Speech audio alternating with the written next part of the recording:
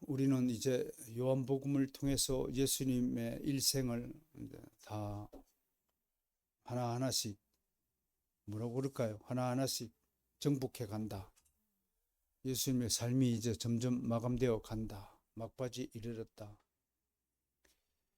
아직 젊었을 때는 내 생명이 길게 남았다.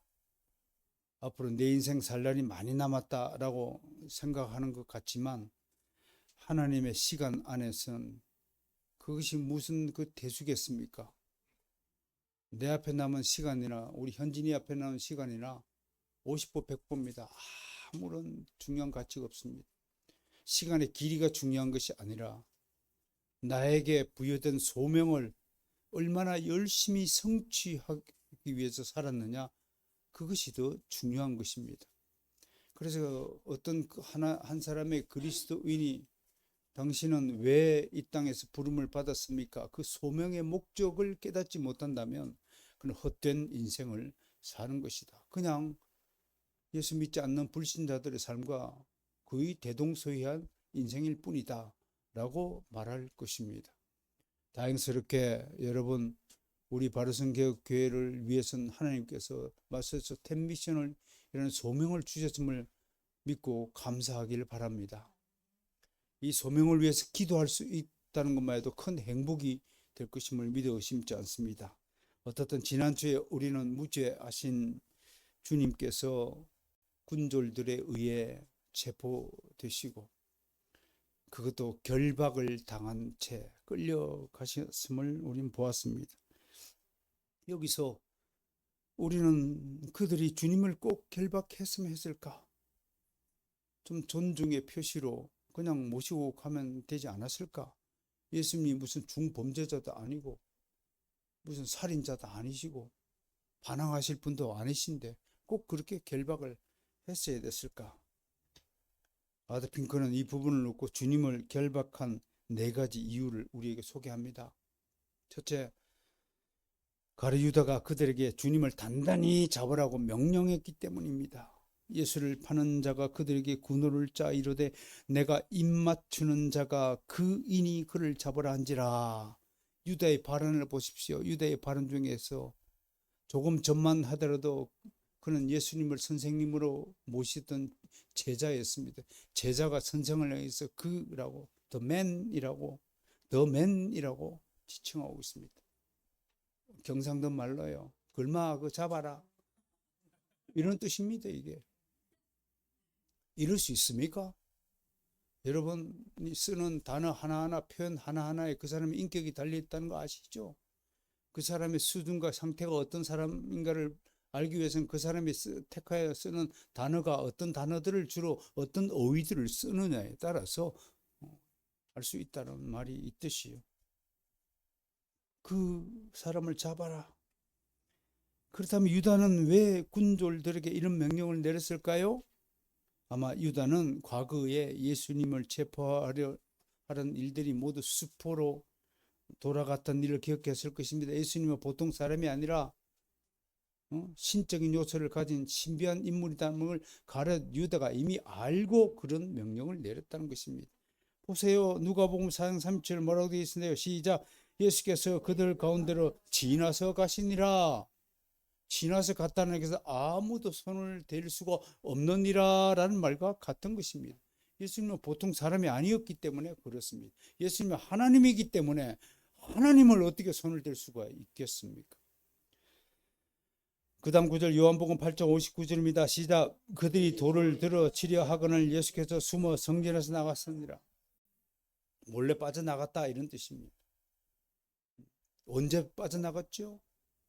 여러분, 갈릴리 호수를 건너갔던, 예수님을 따라서 건너갔던 사람들이 돌아보니까 벌써 예수님이 도착해 있었다는 기사를 우리는 기억하실 것입니다.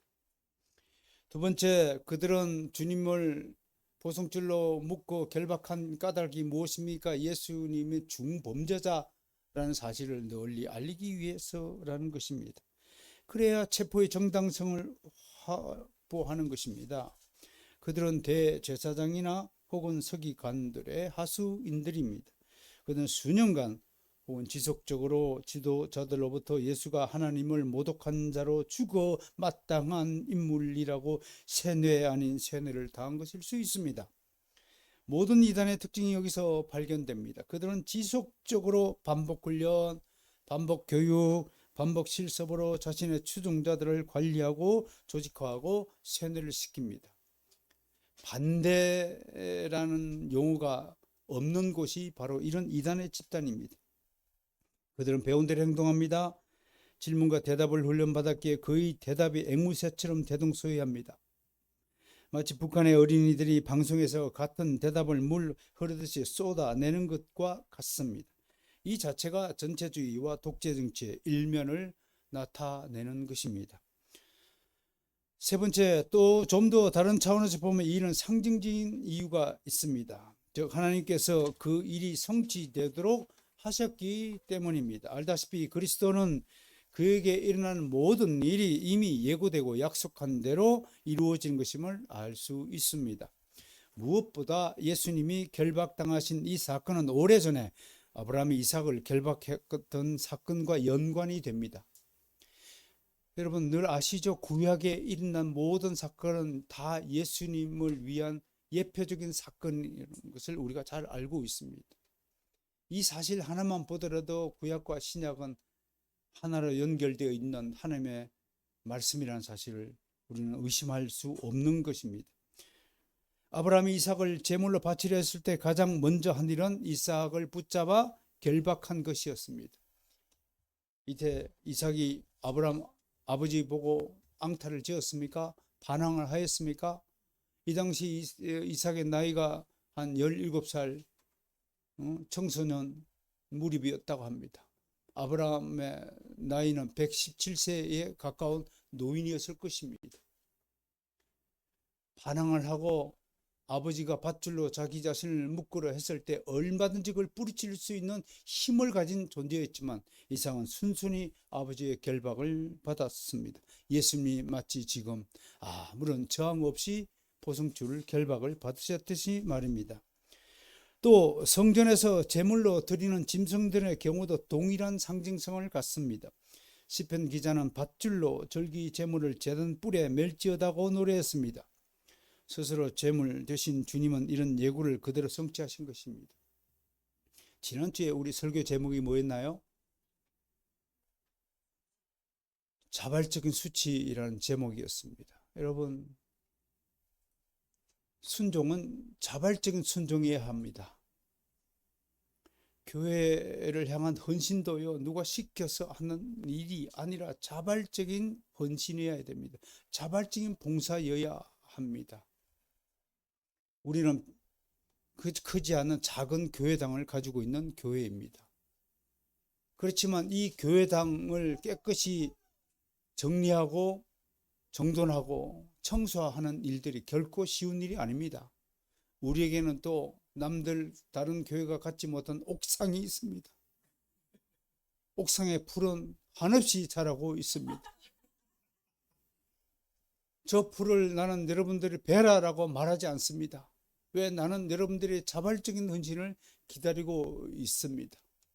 그러면서 아무도 뜨거운 떼약볕 저 풀을 베고자 나타나는 봉사자는 나타나지 않습니다. 우리 하영이가 웃습니다. 내가 하지 뭐, 그런 표정으로 하고 있습니다.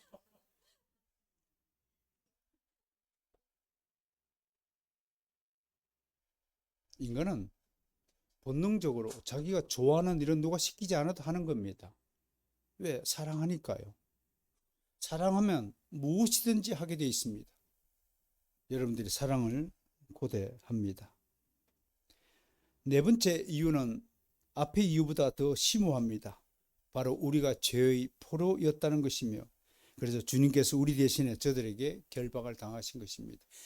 이사야 53장 예언처럼 말이죠. 도살장으로 끌려가는 어린 양의 모습으로 우리가 결박당하고 우리가 죄인처럼 취급받아야 할 것을 예수님이 대신 받으셨다고 하는 것입니다. 여러분 어떻습니까? 여러분들은 받은 은혜에 얼마나 감사하고 보답하고 살아갑니까? 물에 빠진 사람을 건져 주었더니 보따리 내어놓으라고 하는 속담이 있듯이 우리가 혹시 그렇게 살고 있지 않습니까? 여러분들이 지금 대한민국 땅에, 이 자유로운 땅에 태어나서 이곳에서 자유롭게 예배 드리는 것이 일상화되다 보니까 여러분들은 이 주일날 평화롭게 찬송 부르고 하나님의 말씀을 듣고 설교하고 예배하는 것을 당연시 여기지만 결코 그러지 않습니다. 우리가 매달 선교대 소리 잡지를 받아봅니다. 그리고 저는 매주일 오픈도 선교소의 소식을 받아봅니다. 전 세계에서 지금도 얼마나 많은 사람들이 예수 그리스도를 믿는다는 이유 하나로 체포당하고 감옥에 가고 사형당하고 채찍을 당하고 재산을 몰수당하고 마을에서 추방당하고 멸시당하고 조롱당하고 핍박당하는 일이 지금도 곳곳에서 일어나고 있습니다. 지금도 북한 정에는 6명의 선교사가 감옥에 갇혀 있어도 아무도 그들을 위해서 기도하거나 그들 이름조차 기억 못하고 그들을 위해서 생각지도 않고 있는 형편에 살고 있습니다. 나는 적어도 여러분들이 이런 생각은 하고 살아야 한다라고 요청하고 있는 것입니다. 그래야 좀 양심이 있는 그리스도인이죠. 그래야 우리가 받아 누리고 있는 이 놀라운 은혜에 대한 조금 보답이 아닐까 그렇게 생각을 해보는 겁니다. 주님은 이렇게 잡히셨습니다. 우리가 당해야 할 일을 주님이 대신 당하신 것입니다. 우리 대신에 징계를 받고 찔림을 받아 상처를 입고 도살장으로 끌려가신 것입니다. 지금도 북한 지역의 수많은 그리스도인들이 이런 상태를 면하지 못하고 있습니다. 엊그저께도 그리스도인들을 동굴에서 체포해가지고 정말 짐승처럼 죽였다는 소식이 있습니다. 근데 남한 백성들은 아무도 이런 소식을 듣고도 놀라지 않습니다. 조금도 관심이 없습니다. 저는 이런 상태는 하나님 보시기에는 완전히 죽은 신앙이라고 심판을 내려도 우리가 할 말이 없지 않을까 싶습니다. 적어도 교회가 이런 소식을 들으면 이 기도를 통해서 하나님 저들을 지켜달라고 기도해야 할 것입니다. 저는 특별히 이번 주에 부탁합니다. 북한 지역에 있는 우리 믿음의 형제 자매를 위해서 이번 주에 적어도 3번 이상은 기도를 좀 해주시기를 부탁을 드립니다. 어쨌든 주님은 자신의 결박에 대해서 마지막으로 궁극적인 승리를 선언하셨습니다. 이것은 대반전이었습니다. 후일에 성천하실 때에 주님 자신이 사로잡힌 자를 사로잡으셨습니다. 사로잡힌 우리를 대신 사로잡았다는 표현입니다. 그러므로 우리는 그리스도를 위하여 결박당할 마음의 준비가 되어 있어야 합니다.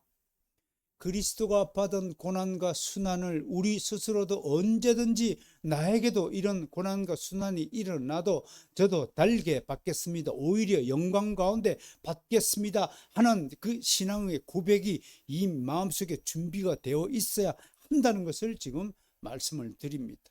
죽어 있는 자들이여, 잠자는 자들이여, 이 하나님의 간곡한 호소에 귀를 기울이고 응답할 수 있어야 됩니다. 나도 주님 따라 가겠습니다. 나도 골고다 언덕으로 나의 십자가를 지고 올라가겠다는 이 결연한 의지가 남한 사람들에게, 자유 대한민국에 사랑하는 그리스도인들에게 모조리 사라지고 말았습니다. 기껏 한다는 것이 해외 선교 간다고, 단기 선교 간다고 놀러 다니면서 말이에요. 이름은 선교라고 이름을 붙이고 말이에요. 헤헤 그리고 싸돌아다니고 사진이나 찍고 오고 하는 등등의 행위가 지금도 자행되고 있지 않습니까? 얼마나 미안한 일입니까? 얼마나 가정스러운 일입니까? 그럼에도 기어이 그 행로를 멈추지 않고 기어이 돈을 들여서 그런 행사에 참여하고자 하는 마음을 버리지 못한다면 그는 이미 질곡 상태에, 어둠의 상태에 빠져버려 있는 것입니다. 깨어나십시오. 그리고 하늘을 쳐다보십시오. 하나님을 바라보십시오. 이 성경에 기록된 하나님의 목소리에 귀를 기울여야 여러분이 영원히 사는 것입니다. 나 혼자만 이 교회에서 뜯는다고 될 일이 아니라 적어도 바로선 개혁교회 이름표를 가슴팍에 붙이고 이 땅을 사랑하는, 이 시대를 사랑하는 여러분들이 참된 신자라고 믿음의 사람들이라면 제 호소를 귀 기울여 주시고 여러분들 동참해야 됩니다. 각성하시고 이런 방식으로 더 이상 살지 마시고 더 열심을 내어서 주를 향해 더 열심을 내고 게으름 피지 마시고 새벽을 내가 경성하리라, 새벽을 이기리라, 새벽별을 보고 살리라, 새벽에 사람이 되어서 새벽부터 기도하고 열심을 구하는 삶이 되어야 한다는 것입니다. 주의 말씀을 경운히 듣지 마시고 여러분 이렇게 한번 살아보세요. 그래야 여러분 인생의 승리의 깃발을 꽂으시기를 바랍니다. 히브리스 기자는 주님을 위하여 받는 고난을 이렇게 표현합니다. 시작. 너희도 함께 갇힌 것 같이 갇힌 자를 생각하고 너희도 몸을 가졌은즉 학대받는 자를 생각하라. 군졸들은 예수를 결박한 뒤 즉시 안나스에게로 끌고 갔습니다. 아더 핑크는 예수께서 쫓기거나 질질 끌려간 것이 아니라 끌려가셨다라고 표현합니다. 이것은 주님께서 자발적으로 복종하신 증거이다라고 해설합니다. 이렇게 주님은 호송 과정에서 아무런 저항을 하지 않았습니다. 그는 도수장으로 끌려가는 어린 양처럼 유순하고 온순하게 따라가셨습니다. 한편 우리가 놓치기 쉬운 부분이 하나 있습니다. 바로 안나스라는 대제사장의 집으로 가는 길의 중요한 의미를 생각하는 것입니다. 알다시피 겟세마네 동산은 예루살렘 동편에 있죠. 기드론 시내 건너편에 있죠. 감나산 입구에 있죠. 근데 이곳을 나와서 예루살렘 성으로 들어갈 때 바로 들어가는 그 문 이름이 양문입니다. 양문이 뭘 하는 곳이냐? 희생 제물이 되는 짐승들도 초장에서 풀을 뜯은 후 바로 이 문을 통하여 들어가는 것입니다. 어린 양 되신 주님도 이 문을 통해 들어가셨습니다. 그리고 아담은 동산에서 쫓겨났지만 주님은 스스로 동산에서 나오신 것입니다. 결국 주님은 오밤중에 안나스 앞에 섰습니다. 이 자체가 위법입니다. 다음 주에 이 위법적인 재판의 내용들을 하나하나씩 히브리 법에 맞춰서 제가 풀어 설명해 할 것입니다. 한편 요한만이 이 장면을 기록한 것은 그가 현장에서 이 사건을 목격했다는 증거가 됩니다. 오늘 보면 15절에서 베드로와 함께 예수를 따라간 다른 제자 한 사람이 보통으로 그냥 요한일 것이다라고 말해 왔습니다. 저도 뭐 그랬으면 좋겠습니다. 다른 이유가 없이 사도 요한이 직접 목격했으니까 다른 제자라고 자기 자신을 표현했을 것이다 라고 말합니다. 물론 이에 대한 반론이 상당합니다. 그가 누구인지 정확하게 알 수 없다는 것이 정답이긴 합니다. 오히려 다른 제자라고 표기된 이 제자가 요한이 아닐 가능성이 더 많다고 풀이하는 학자들도 있습니다. 좀 비판적인 입장을 가진 인생을 사는 사람들, 삐딱한 시각을 가진 사람들은 이런 그 해석들을 더 선호하더라고요. 그래요. 그들의 의견도 우리가 존중할 필요가 있습니다. 왜? 그들이 맞을 수도 있기 때문에 그렇습니다. 그들이 내거는 이유가 있습니다. 이런 이유를 한번 상식적으로 한번 알아보겠습니다. 첫째, 요한의 출신지가 어딘가에 갈릴리죠. 갈릴리하고 예루살렘은 너무 멀리 떨어져 있고 당시에는 교류가 거의 없던 사람이고 사도 요한은 직업은 어부 출신이 무슨 대제사장 집과 인연이 딱히 있을 이유가 없다라고 봅니다. 그냥 이성적인 차원에서 자연적인 차원에서 풀어보는 이유입니다. 이유가 되죠? 그러니까 성령의 역사라든지 신비한 하나님의 역사는 빼버리고 그냥 순전히 인간적 차원에서 해석해 보면 충분히 일리가 있는 것입니다. 둘째로 요한은 다른 곳에서는 자신을 일러서 예수의 사랑하시는 제자라고 자기 자신을 표현했는데 왜 여기서만 다른 제자라고 표현할 이유가 없다고 하는 것입니다. 또 세 번째, 요한은 갈릴리 사람인 거로 사람들이 불을 쬐고 있는 베드로를 알아봤죠. 예? 베드로를 알아본 것처럼 사도 요한도 그를 쉽게 알아보았을 것인데 아무런 저항도 받지 않고 대제사장의 집에 먼저 들어갔을 리가 없다는 것입니다. 그래서 오히려 니고데모나 아리마대 요셉일 가능성이 더 많다라고 보는 견해입니다. 어떻든 뭐 정답은 없는 것이니까 여러분들의 믿음대로 판단하시길 바랍니다. 하지만 저는 그가 누구이든 중요한 것은 그 제자는 평소 대제사장의 가문과 친분이 있었음이 틀림이 없다는 것입니다. 친분이 있으니까 베드로는 제지를 받고 이 친구는 제지를 받지 않고 대제사장 집으로 들어갈 수 있다는 것입니다. 그렇다면 친분을 가지고 먼저 들어갔느냐 들어가지 않느냐라는 문제보다도 하나님께서 이 친분을 가지고 무엇을 의도하고 계시는가, 그것이 더 중요한 일이라는 것입니다. 그걸 살펴봅니다. 그것은 바로 문 밖에 있던 베드로를 집 안으로 들이기 위함이고, 그를 집 안으로 들임으로써 예수님이 베드로에 대해 예언했던 일이 성사되도록 하신 것입니다. 그 예언이 뭐죠? 네가 닭 울기 전에 3번 나를 부인하리라. 그걸 성취시키기 위해서 하는 것입니다. 그를 집 안으로 들임으로써 예수님이 베드로에 대한 예언했던 일을 성사되도록 하신 이것이 놀라운 하나님의 섭리라고 하는 것입니다. 우리 인간의 이성적인 능력으로는 도저히 이해할 수 없는 것입니다. 그러니까 결과적으로 어쩌면 베드로는 그 순간에 집 안에 들어가지 않고 문 밖에 있었으면 더 좋았겠죠.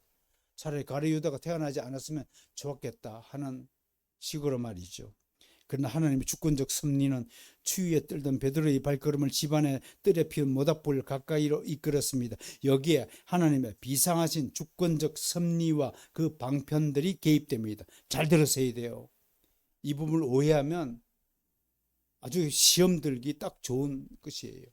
우리 머리로는 도저히 이해할 수 없는 하나님만의 주권적 섭리와 그 방편들을 보셔야 됩니다. 자, 항상 인간적 입장과 하나님의 입장이 갈린다고 하였죠. 베드로의 입장에서는 집 안으로 들어가지 않았으면 좋았을 테이고, 하나님의 입장에서는 예수님의 예언을 성취하기 위해서 베드로를 집 안으로 들어보내야 했습니다. 그럼에도 불구하고 이 중간에 반드시 베드로에게 선택의 기회를 주신다는 것입니다. 그래서 모든 선택의 몫은 베드로의 것입니다. 과연 베드로는 어떤 선택을 했습니까? 불행히도 베드로는 불을 찾아갔습니다. 가인 얘기해 볼까요? 하나님은 가인이 자기 동생 아벨을 살인하기를 원하였습니까? 결코 그렇지 않습니다. 그러나 선택은 가인의 몫이었습니다. 가인은 자기 동생을 살인하는 선택을 한 것입니다. 불행히도 베드로가 어떤 선택을 했습니까? 베드로는 추위에 너무 추워서 머릿속에 불밖에 생각이 없었습니다. 그래서 불을 찾아간 것입니다. 그 결과 바로 불 피운 이곳에서 베드로의 인생에서 씻을 수 없는 사건이 일어납니다. 사실 16절에 보면 집 안으로 들어간 것은 베드로의 요청에 의한 것이 아니었습니다. 베드로한테 베드로 나름대로 항변의 이유가 있죠. 나는 안 들어가려고 했는데 안에서 문을 열어서 들어갔다는 사건이 벌어지는 겁니다. 잘 들으세요. 우리 인생에 이런 일들이 비일비재하게 열립니다. 꼭 사탄은 변명거리를 함께 준다는 사실입니다. 먼저 집안에 들어간 다른 제자가 문지기 여자에게 부탁하여 베드로를 집안으로 들어오게 한 것입니다. 물론 이것 또한 전 역사적으로 보면 분명히 하나님의 섭리에 속하여 있습니다. 마치 하나님이 베드로를 집안으로 들여보낸 것이 됩니다. 그런데 문제는 간단하지가 않습니다. 매우 난해합니다. 하나님의 섭리는 조금 전에도 말씀드린 항상 2가지 방면으로 나타남을 우리는 배워 알고 있습니다. 이것을 이중의 역사라고 합니다. 이 이중의 역사를 깨달을 때 드디어 하나님의 섭리의 목적과 그 은혜의 방편이 눈에 보이게 되고 이해가 됩니다.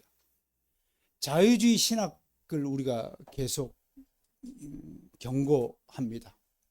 자유주의 신학자들의 거의 99.99%는 바로 이 이중의 역사를 도저히 내 머리로는 이해할 수 없다고 해요. 하나님을 배반하고 하나님을 떠난 사례에 속하는 겁니다. 여러분, 이거는 우리의 인간의 인식 체계에서는 이해될 수 있는 영역이 아닙니다. 이것은 믿음의 영역에서만 이해가 가능한 일임을 꼭 마음속에 동시에 이걸 두 기둥을 세워놓고 이 말씀을 잘 들으셔야 됩니다. 자, 베드로의 경우를 한번 살펴봅시다. 처음에 베드로가 대제사장 집 앞에 도착했을 때 문이 열려 있었어요? 닫혀 있었어요? 닫혀 있어요. 아드핑크는 바로 그것이 하나님이 베드로를 하여금 문 안으로 들어가지 말라는 신호였다고 하는 겁니다.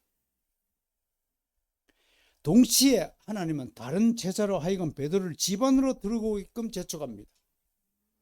순간 베드로는 다른 생각을 고려할 틈도 없이 오로지 주위에 몸을 녹이고자 뒤도 돌아보지 않고 얼른 집 안으로 뛰어 들어갔습니다. 여기서 우리가 베드로의 실책이 무엇인가를 살펴봐야 하는 것이 오늘 설교의 주제입니다.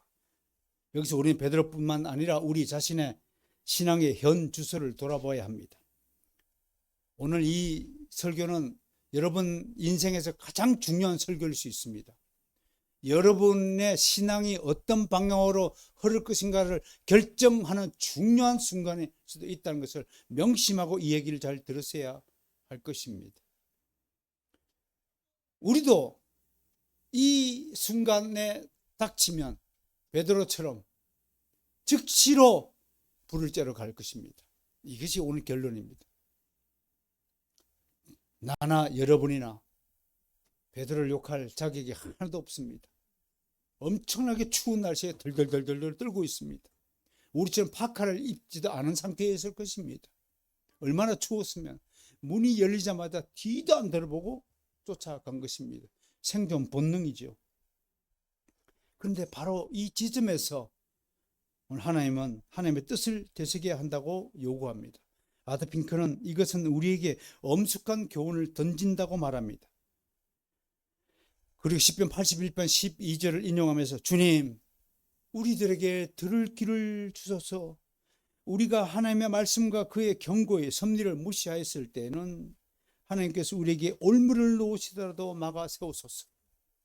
우리가 자신의 길을 고집할 때는 하나님께서 우리가 자신의 마음을 탐욕대로 행하도록 내버려 두신다는 것을 기억하게 하소서라고 기도합니다.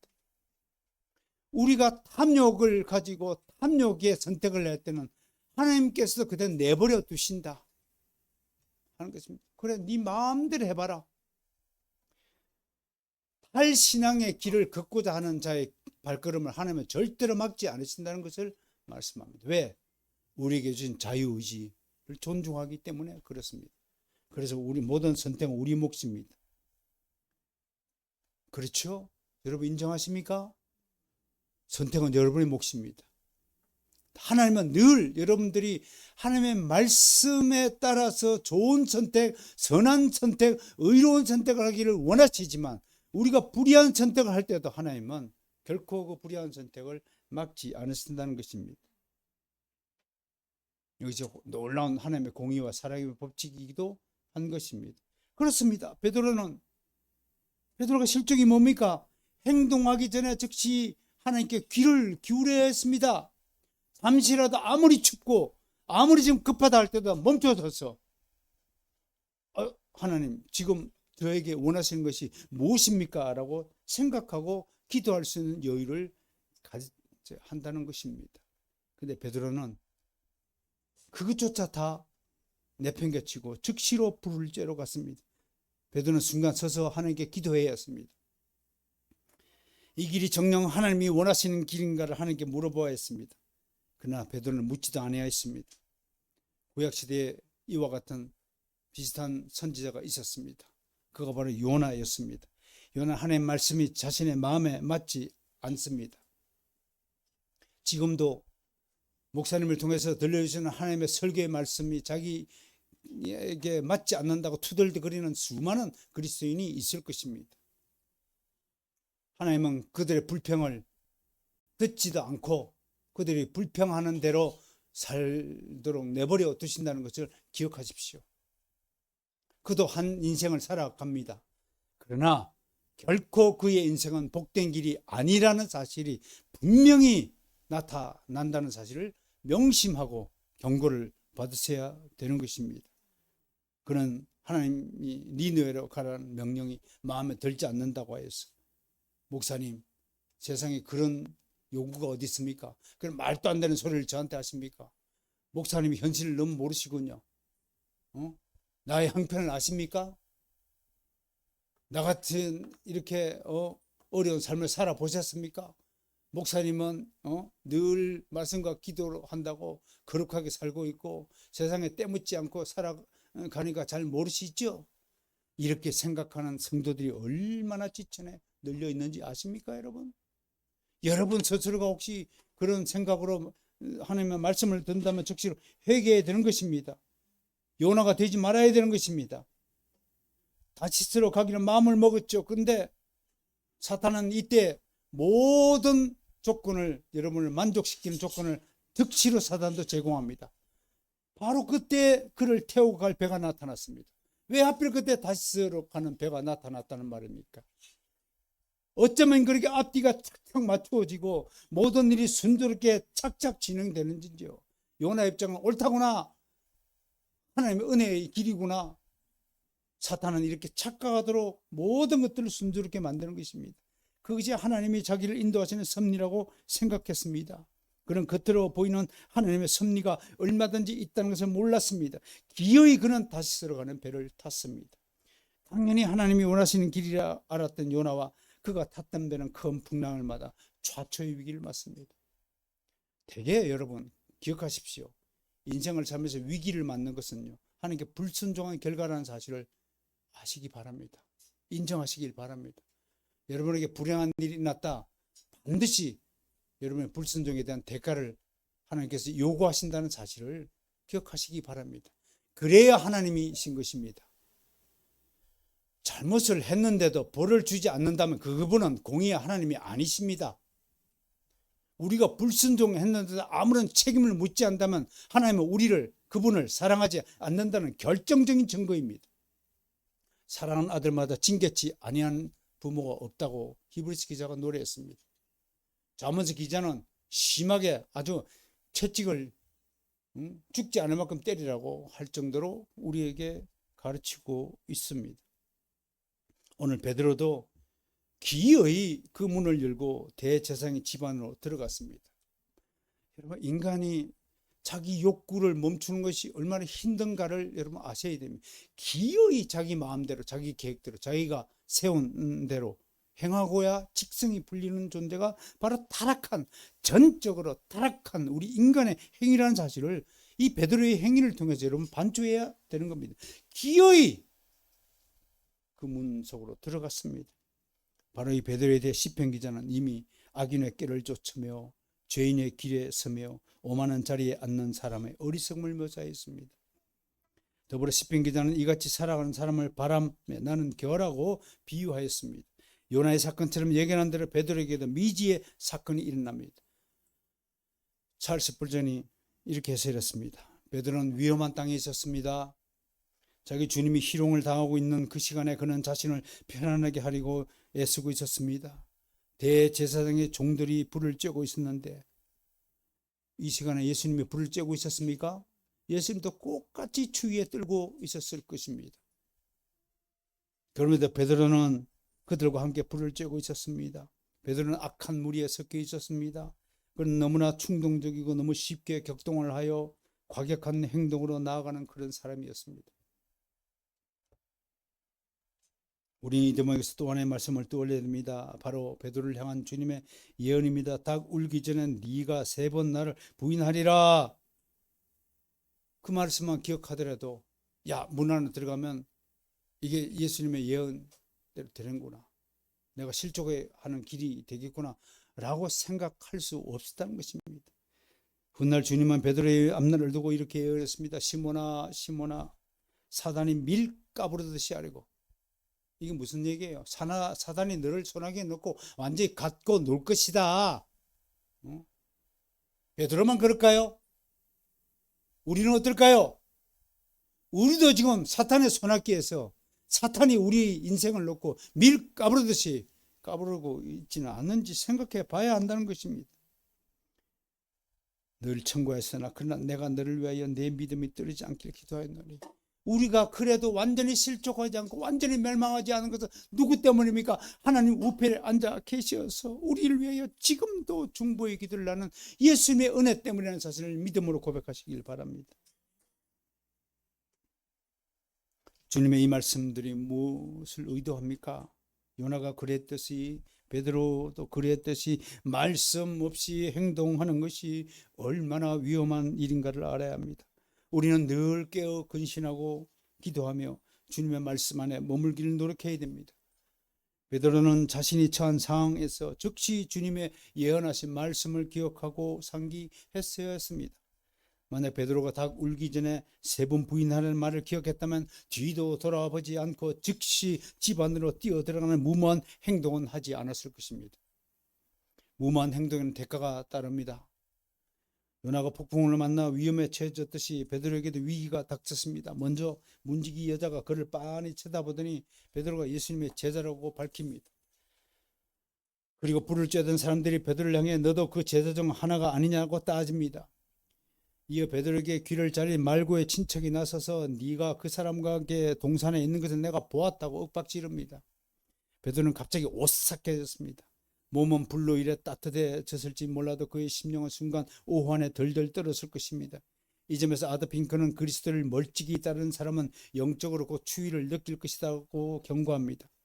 그리고 그리스도의 원수들 곧 세상과 육체와 마귀는, 그리스도의 원수들이 몇 가지라고요? 세상과 육체가 마귀, 이런 3가지가 그리스도의 원수라고 하는 사실을 우리는 알아야 됩니다. 그들이 지닌 불, 곧 그들 나름대로의 기쁨을 누릴 수 있는 장수와 수단들, 미혹의 거리들을 제공한다라고 덧붙이고 있습니다.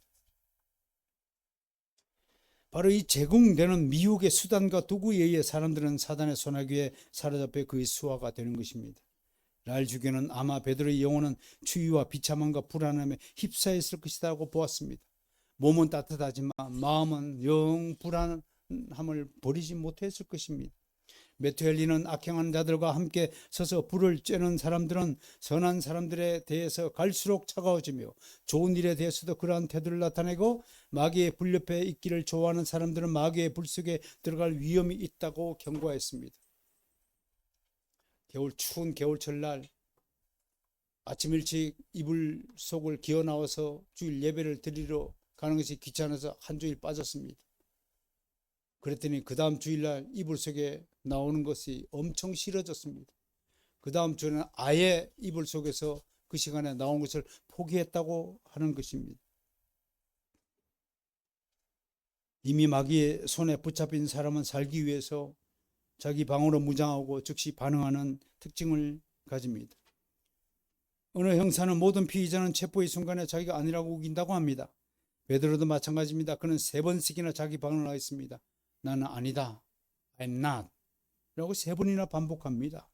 이 시점에서 한번 주님을 부인하니 다시 부인하는 것은 더 쉬워집니다.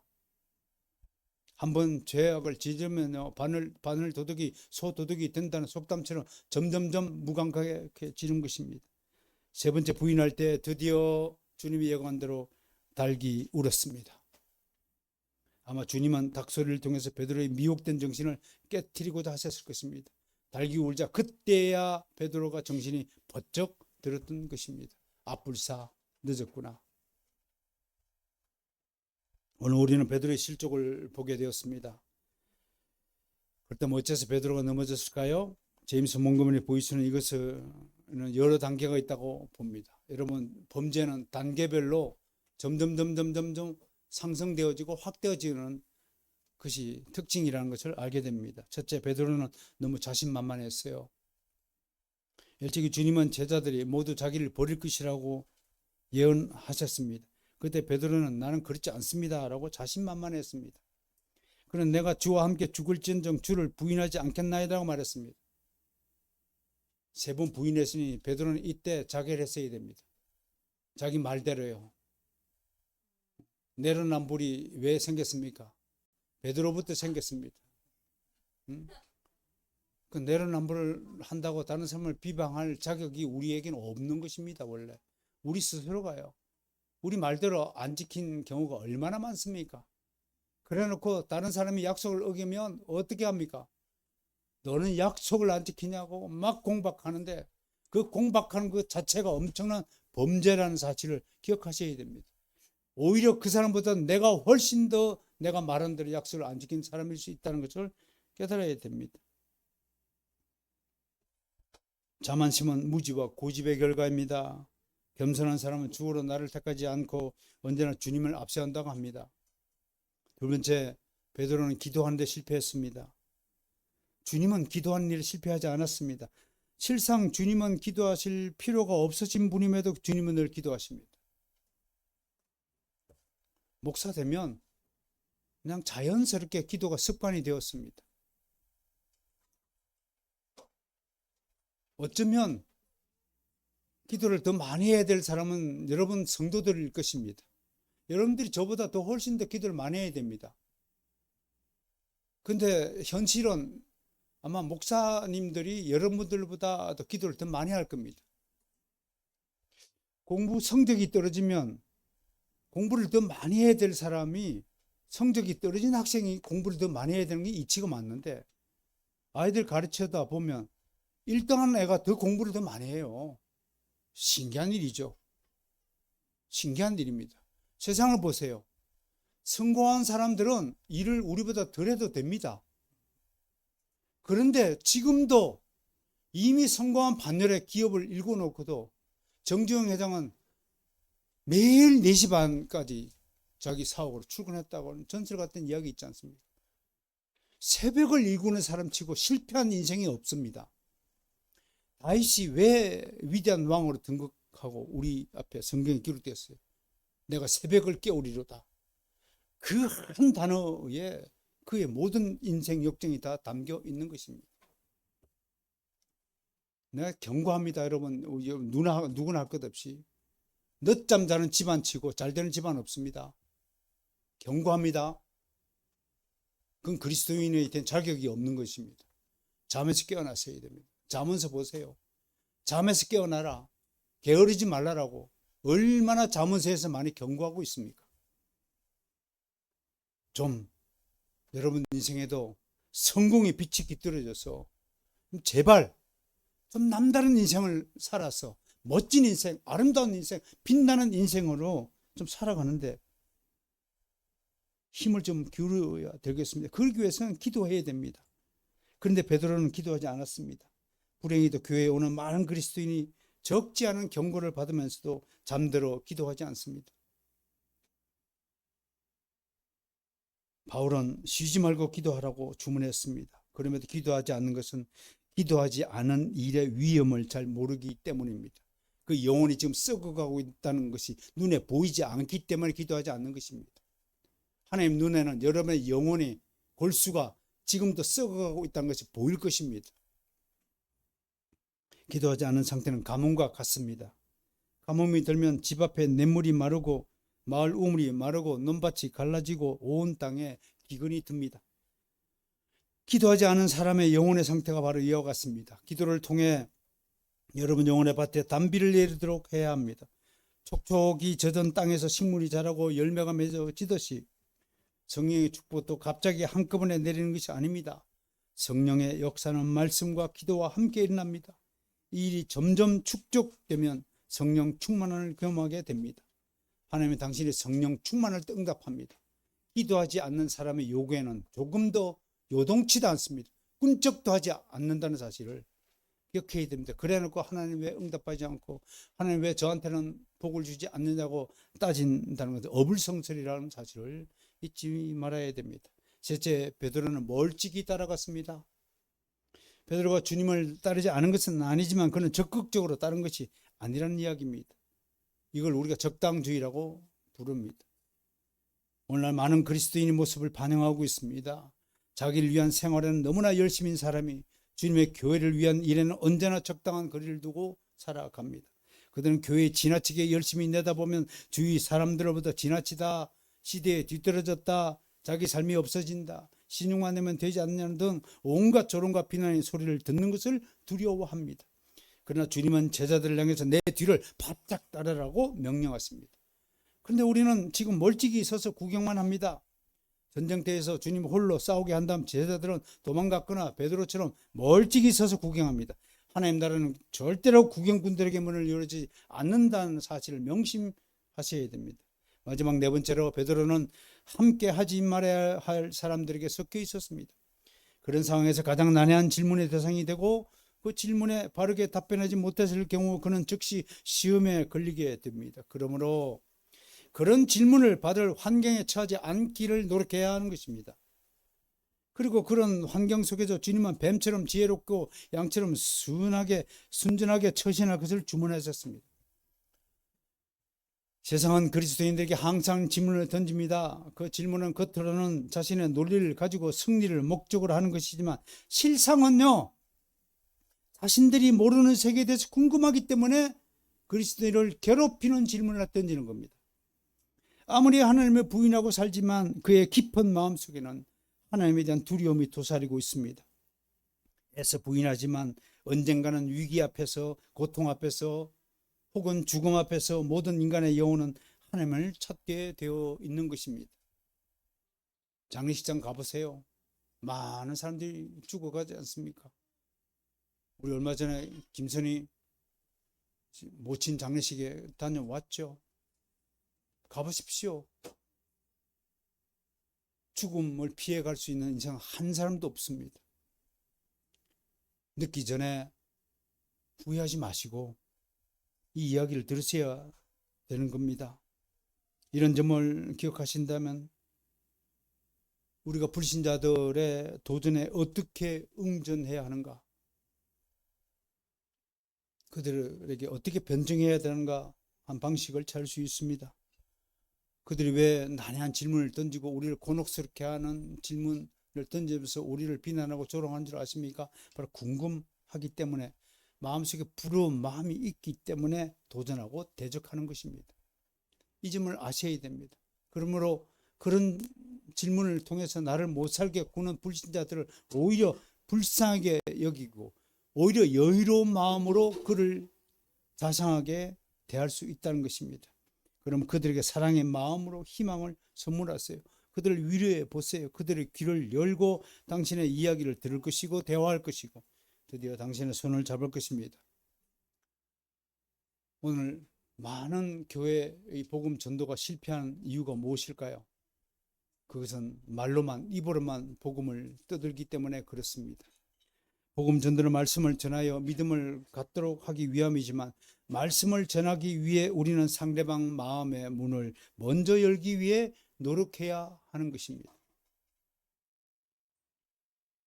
요즘엔 아침에 너무 더워서 제가 교회 주변을 청소하는 것을 좀 놓치고 있습니다. 그랬더니 온통 풀이 자라가지고 있습니다. 좀 선선해지면 다시 풀을 뽑고 이 주변 정리 청소를 다 할 것입니다. 왜 그래야 될까요? 주변 사람들의 마음의 문을 열기 위해서 그런 사전 정지 작업이 필요하다고 생각하는 겁니다. 마음이 닫히면 아무것도 들리지 않고 어떤 기대도 할 수 없습니다. 오늘날 그리스도인들이 세상 사람들 앞에서 더욱 자상하고 친절하며 진실하고 겸손하며 관대하고 참을성 있게 행동해야 하는 이유가 여기에 있습니다. 우리 이웃들이 우리를 보고 환하게 웃는 그날을 위해 더욱 정진할 것을 고면합니다. 이번 주부터 우리 목사들이 의논한 결과 회개의 기도를 시작하고 감사의 기도로 마감하자. 그래서 여러분 잠시